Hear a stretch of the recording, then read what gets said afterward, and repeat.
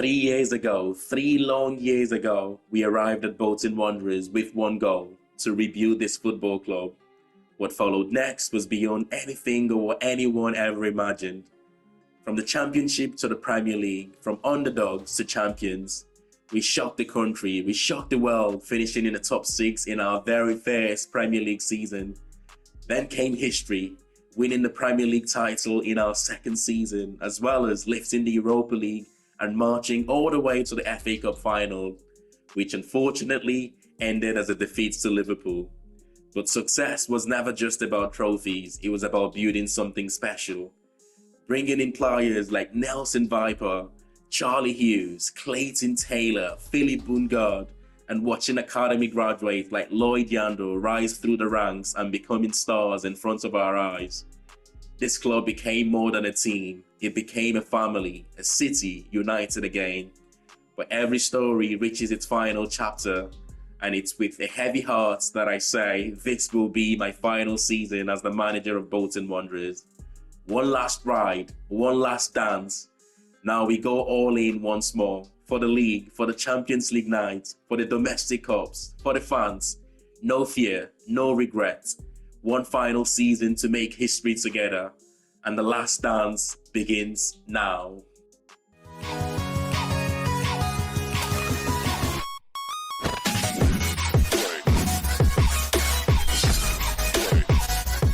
Welcome back, lads, to a brand new season, episode number 42 of our FC 26 career mode here with Bolton Wanderers. It is the last dance, our final season here with Bolton Wanderers. I tell you what, at the end of last season, after winning the Premier League, getting to the FA Cup finals, winning the Europa League, I thought for a second, how could it get any better here at Bolton Wanderers?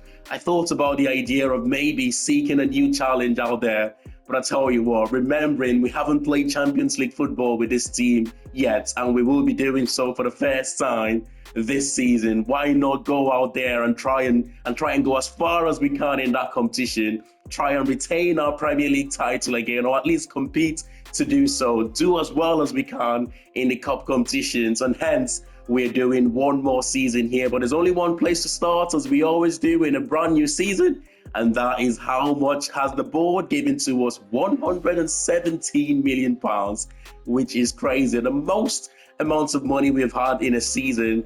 Generous from the board, I've got to say. In terms of objectives, though, they want us to finish in the Europa League places in the Premier League, the round of 16 in the FA Cup, and reach the league phase in the Champions League. Pretty nice objective from the board, nothing too drastic. I mean, that's one of the things I like about the Bolton Wanderers board so far. In our last 3 seasons here, we've had fairly decent objective, reasonable objective. So the first thing we're going to do for the new season then is to make the loan to buy option for the midfielder, for our centre midfielder, Diego Rodriguez from Braga, permanent on loan last season with an option for £7.3 million, which is a no-brainer right now, considering his market value is over £11 million. He's not going to be starting every game for us, but will be an important squad player for that midfield position for us. We will make that buy option permanent, and we will sort out the contracts for him very quickly here. This should be nice and straightforward here in terms of the contract. Nothing too crazy. 35k in wages, 4 years and contract extension on the table. Important role for him. He should go on to accept this. Not quite what I want, but this will be our first permanent signing of the new season. Welcome back to Bolton Wanderers, Diego Rodriguez. You know, looking at our squad here, the plan for the new season is actually straightforward, nothing too drastic. 3, maybe 4 signings at most for the season. I'm happy with Goodman in goal, 25 years of age. He's only going to get better. 20 clean sheets in the Premier League last season, which was ridiculous. He will be our number 1 for the new season. I'm also happy with Nelson Viper, our talisman for the last couple of seasons, 24 years of age. I mean, I'm expecting a little bit more from him this season. I'm also happy with Charlie Hughes, the right-sided centre-back. He's going to be starting for us this season. Isaac Price in midfield, and of course our captain, Xavier Simons. I'm also very happy with him to be our starting centre defensive midfielder this season.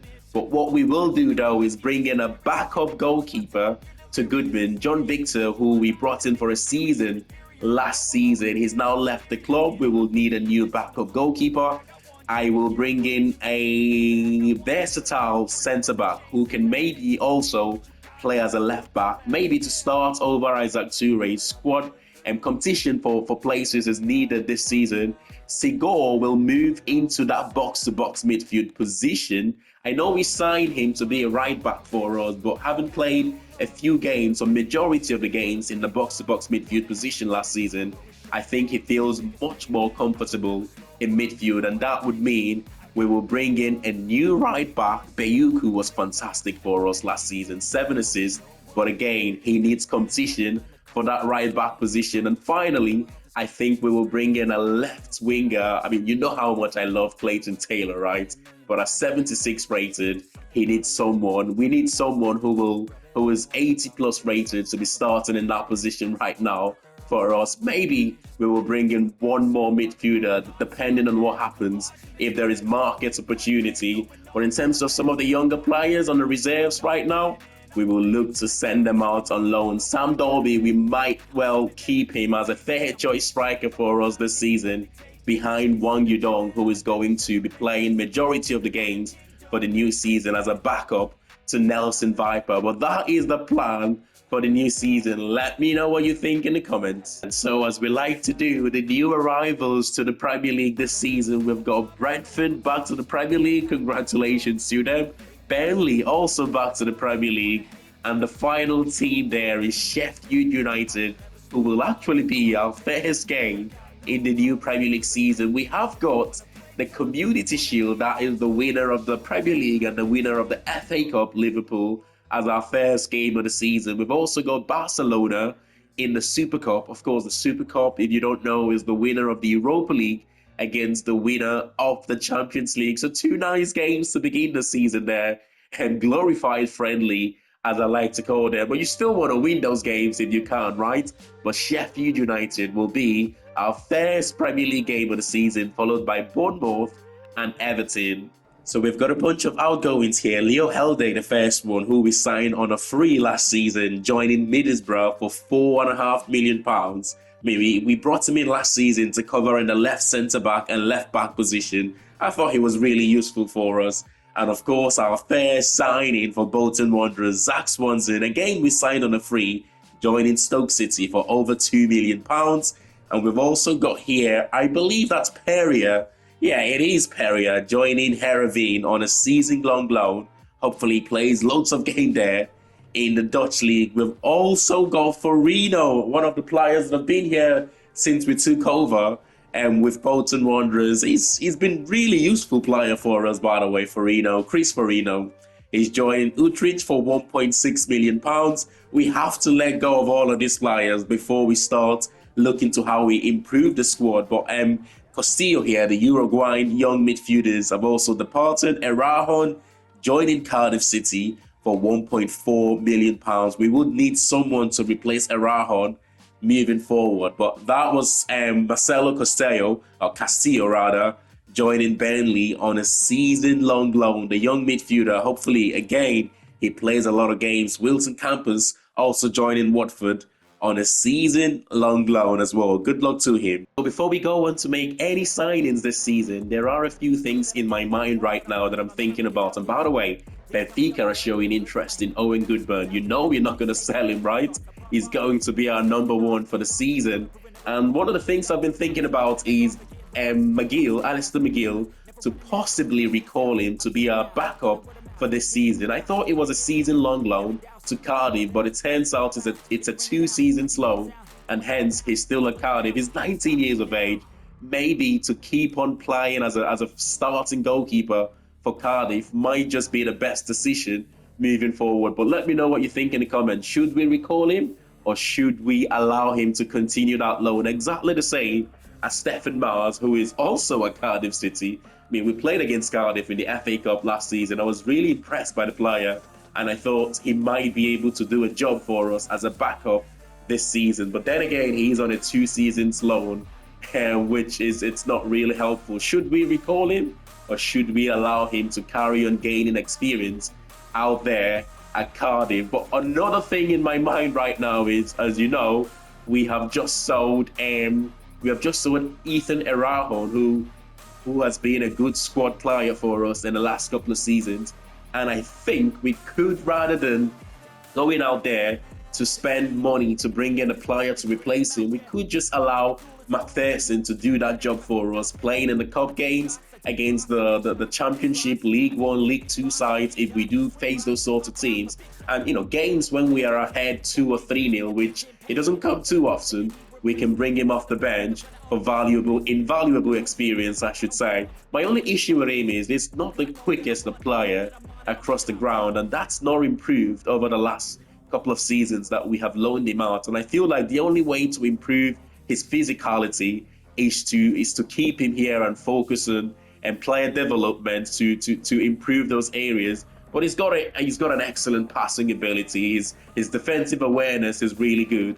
And with 11 months left in his contract, it makes sense to give him a new deal to be that backup for us, to take over from Ethan Erahon that we have just sold this season. You would imagine this would be a straightforward one here. He's been on that scholar's wages since we gave him his first professional contract.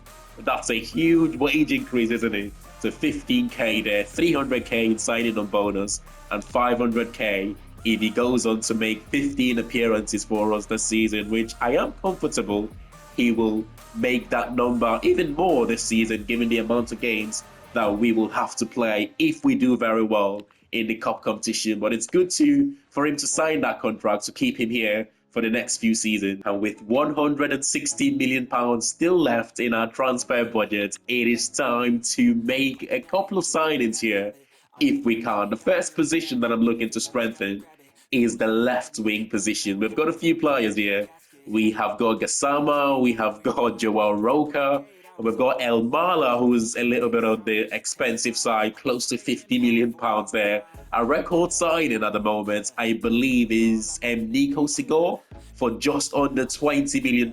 So if we spend 20 million or more this season, we will be smashing that record. You would imagine, given the players we're looking at this season, we will break our transfer record maybe 1 or 2 times this season. But the player that I'm really focused on here, El Mala, is one of those players. He'll be on the expensive side. I don't think we are in a position right now to spend closer to £50 million for a signing. We've got here Luciano Rodriguez, the Uruguayan. We will probably spend about £40 million to get him. Again, another expensive player. I'm actually thinking about Ruben van Bommel, and the Dutch winger here is 6'4", by the way, which is incredible. And he's rapid. He's got decent agility at 6'4". His technicals are really good. Dribbling, crossing, ball control, his finishing is excellent. It makes sense to go for this player, and I think he's got a year left in his contract, and that means we could get him for way cheaper than that £30.5 million market value there. Let's go on and try to get this deal done. I think the fact that he's got less than a year in his contract right now, £24 million, looks like a good starting position. We could maybe go up to about 26, but we should be getting him for less than his market value. They want a 10% sell-on clause, as well as £27.1 million there. Once again, we will keep it at 24, but we will give them the 10% sell-on clause that they want. I don't mind that at all. 24.4. Now we'll try it one more time. This is a good deal. Really, really good deal for a young player who is only gonna get better. It's a reasonable offer, and we will go on and very quickly sort out the contract for Ruben van Bommel. Nelson Viper is still our highest paid player at 50k, isn't it? 45k makes sense then for Van Bommel. A lot of money there for the signing on bonus, £1.5 million, and that's a reasonable offer. That was straightforward enough, but a crucial first team role for the player. I mean, that was a lot for goal and appearance, or goal bonus and signing on bonus, I should say. But I'm happy to get the signing done, I also think we will see him score 1 or 2 goals from crosses on that far post. He's 6'4", by the way, which is crazy. He gets the number 11 shirts. I'm sure before the end of the season, there will be a few goals scored where he's just attacking the far post from crosses. But he's really quick for someone who is 6'4". His agility is also really good. He's a good finisher as well. And he will be starting for us in that left wing position this season. And so the plan for the rest of the transfer window remains the same, and that is to bring in a backup goalkeeper. I've got a free agent here, Angus gone. If we don't recall Alistair McGill, two options, either to recall McGill or sign Angus gone as a backup. He's got a lot of experience playing in the Premier League and Championship, by the way, a free agent. We're looking at a right back, and that would possibly be Alex Freeman from relegated Leeds United last season, or Hector Fort from Atletico Madrid. The Spaniard have got, both players are pretty similar, but I think Freeman might just be a little better at this stage. But then again, Fort is a couple of years younger. Spillers was one of the centre-backs from last season who had a good game against us and playing for Club Brugge. At the time, I said he pocketed Nelson Viper in that game. He's not as highly rated as I thought he was going to be at this stage of the save. He's still only 77 rated, but I've got other ideas here in Renato Vega, who is a centre-back who can play as a left-back and possibly as a centre defensive midfielder as well. We've also got Bashir Humphreys, again, a player that can give us cover in both that left-sided centre-back and the left-back position. And when we brought in Van Bommel, I didn't want to advertise the fact he's now our record signing, because I think we're going to break that record again when we bring in a right back and a centre back for the remainder of the transfer window. But let me know what you think in the comments. For now, we will go straight into the games, with the first one of the season here being the Charity Shield, or the Community Shield, against Liverpool, which will be in the next month or so. We've still got a little bit of time before that game. And we've got a few more Youth Academy graduates here departing on loan. The first one, Musa Munoz, joining Watford in the Championship on a season-long loan. You've also got here Adam Charlton joining Coventry on a season-long loan as well. And finally, we have got the goalkeeper, Lewis Kirkpatrick, joining Queen's Park Rangers for the rest of the season. And going into our first game of the season, and it is the Community Shield, the glorified friendly as I call it, but it's the winner of the Premier League against the winner of the FA Cup. And as history has shown, the winner of the Premier League goes on to, most often than not, lift the shield, and you would hope we can do that today. We want to win this game, by the way. Although I don't see it as much as a competitive game, I don't see it as a major trophy, but it's one more trophy to add to your collection, isn't it? Liverpool have gone strong. It looks like a similar team to the team we faced in the FA Cup final, if I'm being honest. Silva and Isak up front. Yeah, it looks like exactly the same team we faced in the FA Cup final. So it is going to be a tough game here. We have rotated ourselves. I want to see one or two things from a few players. McPherson starts this game. I want to see what he can do for us in that centre defensive midfield position this season, if we have to rely on him. He's still very young, of course. And Liverpool seems to always score goals against us. Both teams seems to score when we face them. The most important thing is, can we outscore them? That is the only way you beat Liverpool. You cannot try to beat them by keeping a clean sheet.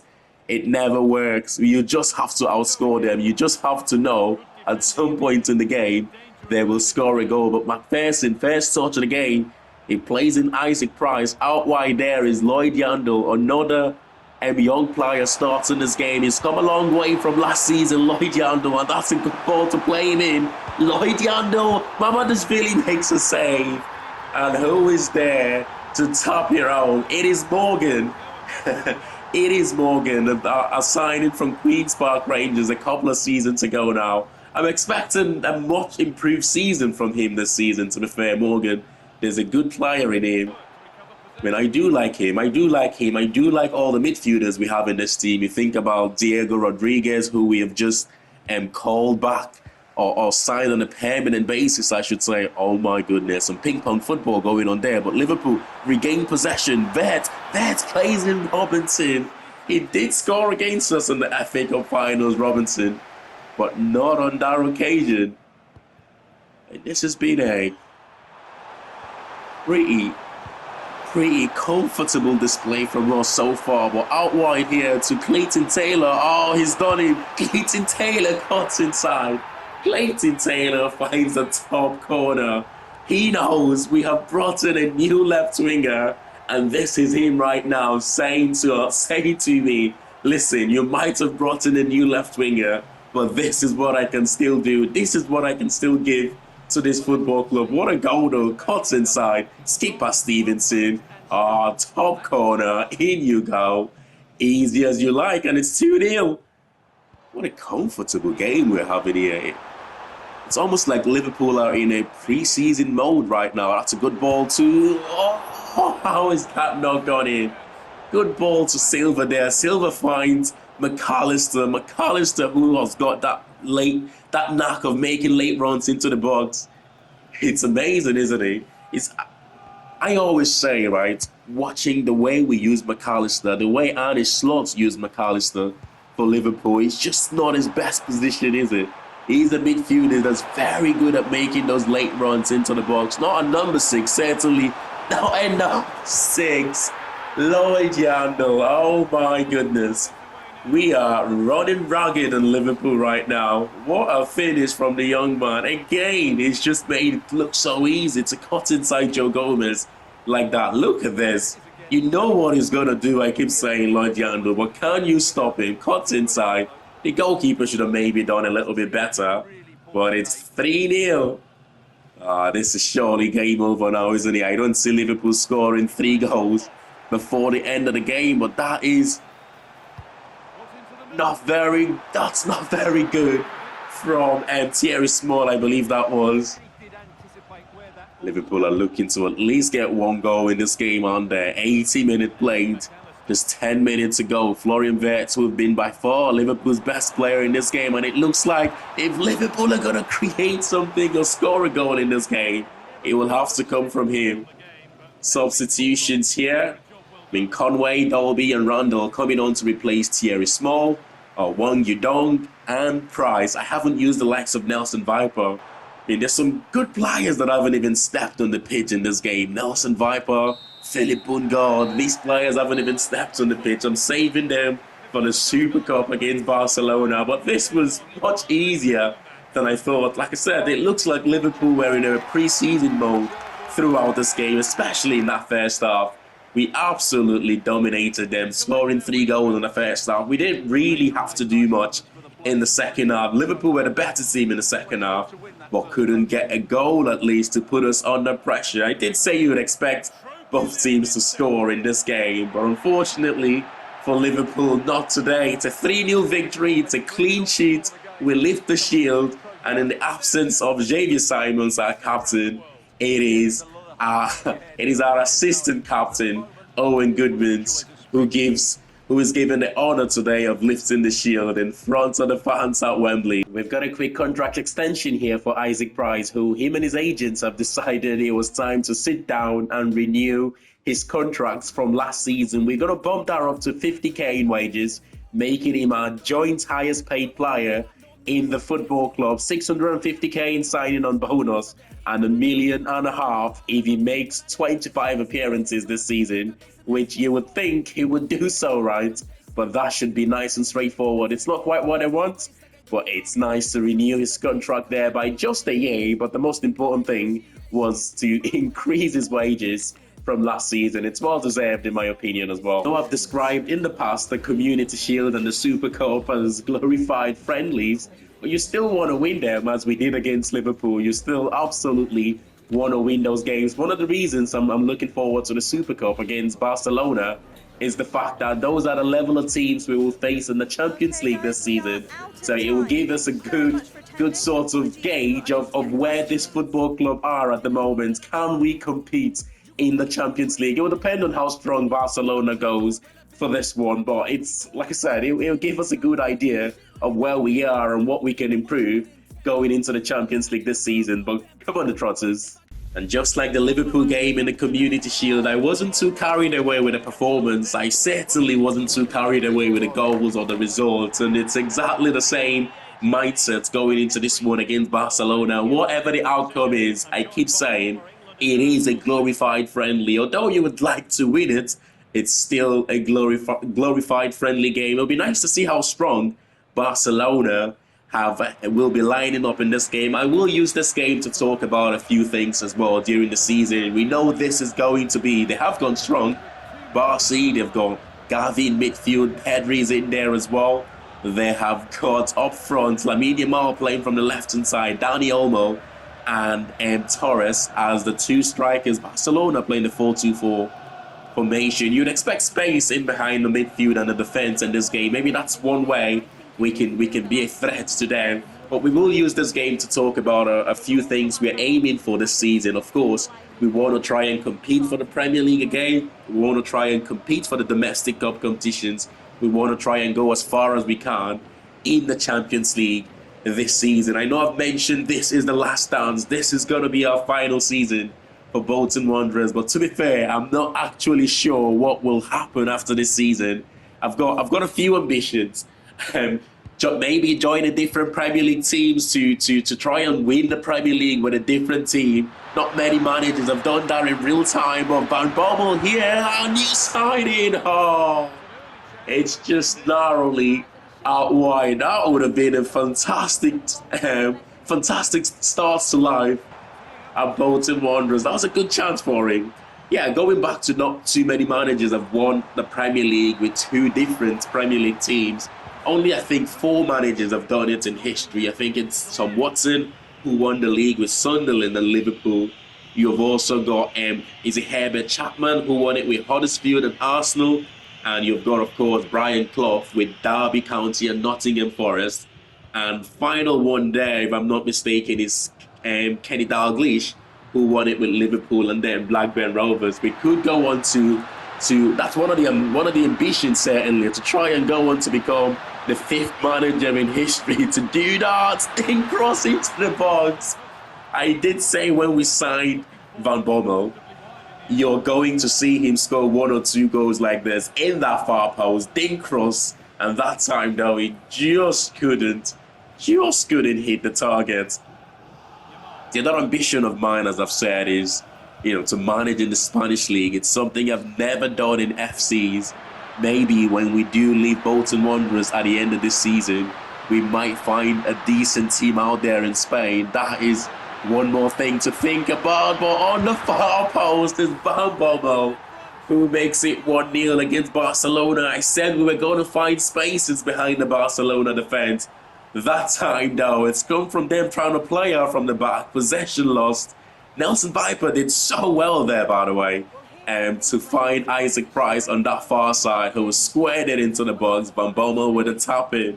And what a start to life for Bolton Wanderers. On his debut, he scored a goal already, our number 11.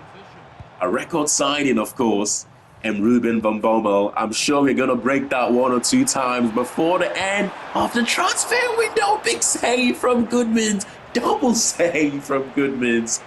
How was Barcelona not got the equalizer there, man? 1 minute to stoppage time, almost played. Lamine Yamal, who's been very quiet in this game so far, has got an opportunity to swing across there. The outswinger, it's easily dealt with by Isaac Price on the near post. No time for the counter-attack. And the first half comes to an end. 1-0 advantage going into the break. Can we hang on to win yet another trophy? I am actually. This is one of my most enjoyable saves so far. It started off with Leicester City, things not going quite well.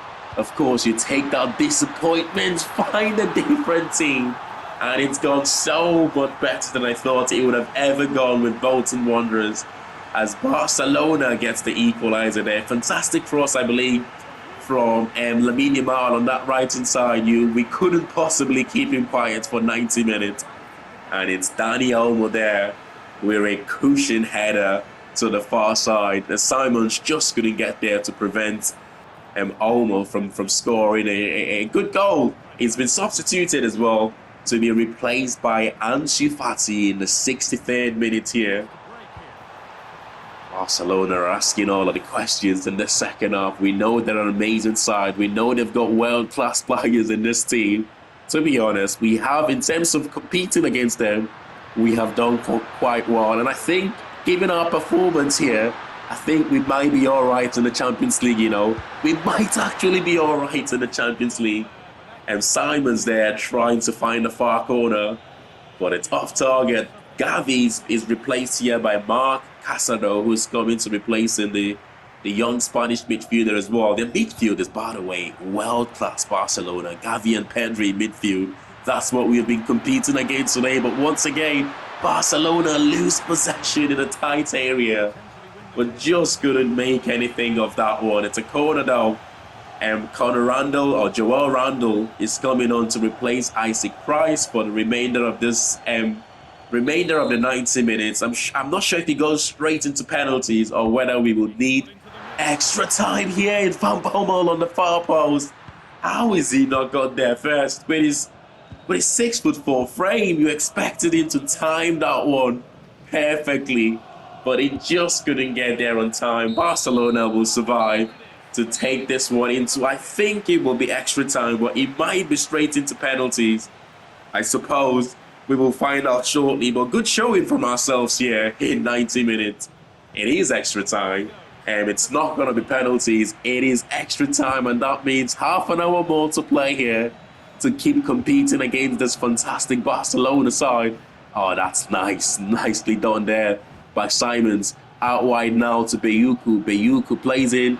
Joel Randall, oh my goodness. Nelson Viper makes it 2-1 in the first half of the extra time. This is what I mean. Barcelona with your high line are always going to leave those spaces in behind. We haven't really took too much advantage of it up until now. We took advantage of it for the first goal, but ever since we scored the first goal, we haven't really had the chance to play in our talisman like that. And of course, when you give an opportunity one-on-one with the goalkeeper, most often than not, he never lets you down. I mean, the mood has been quite... I've been calm between these games against Barcelona and Liverpool, but that's because I know when it matters the most, these sorts of teams will step it up. We saw what happened against Liverpool in the FA Cup finals. It's, oh, what a finish. That's Pedri, isn't he? That is Pedri. What a finish that was. This is what I mean. When they have to step it up, they will step it up. We saw that against Liverpool in the FA Cup finals. Completely different game to what we saw in the Shield, because they needed to step it up in the FA Cup finals. That was an important game for them. And Barcelona, when we have scored, they have needed to step it up. And so far, they've gone to do exactly that. What a finish from Pedri, by the way. Yeah, it feels right now like we're out of our depth in this game. A bit of tired legs as well doesn't help, as Barcelona, for the first time in the game, takes the advantage. And number 14, Ansu Fati, who's having a good spell at Monaco this season, out on loan, isn't he? I remember when he broke through the Barcelona academy, he was going to be the next Messi. He was going to be what Lamine Yamal is doing right now for Barcelona, but injuries never helped him. He's had a good loan spell at Monaco. Hopefully, though, he can kickstart his career going, but I don't think we're going to have any opportunity to turn this one around, because Barcelona have been heads and shoulders above us in this extra time. Pull back to Torres. Torres, oh, good save. It's Gavi. It's not Gavi, but I've tapped it up. No, it's not. It is Ansu Fati again for the brace. It was Torres with the shot, Goodman with the save, but it's just parried into the striker, who's got an easy tap in to put Barcelona 4-2 ahead in the game. We could maybe just pull one more here to make it look more like a respectable scoreline. That's a good underlapping run. Oh, Thierry Small finds. It was that. I'm not sure who that was in the box. I think that was Rodriguez in the box, who just couldn't find the target. But Barcelona, 4-2 victors in the Super Cup. You win some, you lose some, right? We did compete for 90 minutes, which was the most important thing. I wanted to see how we will do against a team like Barcelona, given that this is the level of opponents we're going to face in the Champions League. But like I said, given our performance in that first half and second half, I think we might be all right in the Champions League. We're only going to get better as well. we're only going to get better. So it's no shame losing to Barcelona at all. It's been nice to have 2 warm-up games before our first Premier League game of the season, which will be in the next episode against Sheffield United. I thought against Liverpool we were exceptional. Against Barcelona, we played really well for 90 minutes. Extra time, Barcelona completely took over and their quality and went on to win then the games. It goes to show, though, we have to improve and to face those sorts of teams in the Champions League this season. But you learn from it. You learn from it. In the next episode, we will, or in before the transfer window closes, we will try and bring in 2, maybe 3 more signings to strengthen the squad. But smash a like on the video if you have enjoyed this one. And of course, subscribe to the channel if you're new to it. And I'll see you all in the next one. Thanks for watching, and bye for now.